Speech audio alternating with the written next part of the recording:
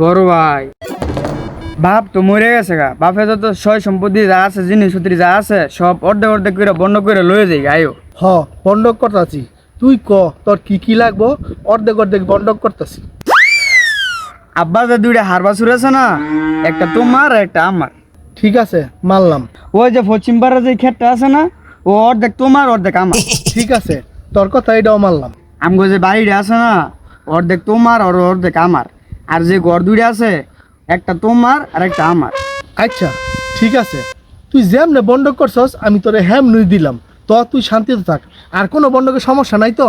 সমস্যা নাই মানে আরেকটা বিষয় তো আছে, সেই জিনিসটা তো বন্ধ করা হয় না। ও এখন তোরে থালা বাসন দেখ পাতিল এগুলির বন্ধক দন লাগবো, যা তোর এগুলির বন্ধক দিলাম। তুমি আসো থালা বাসন লয়ে, এই থালা বাসন দিয়ে আমি কি করবো? আরেকটা বিষয় আছে, সেইটা বন্ধ করো। আর কি? আর তো কিছু নাই কে? তুমি যে বাপের টেরা বিয়ে করছো, বোর বন্ধকটা দিতা না? কি করলি তুই? আই হায় আমার মাথাটা তো নষ্ট করে লেছে। তুই আমার বউর বন্ধক চাস?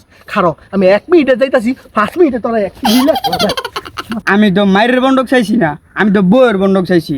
বন্ধক করতে এসে বাপের টেরা বিয়ে করছে, বউর বন্ধক দিতে না।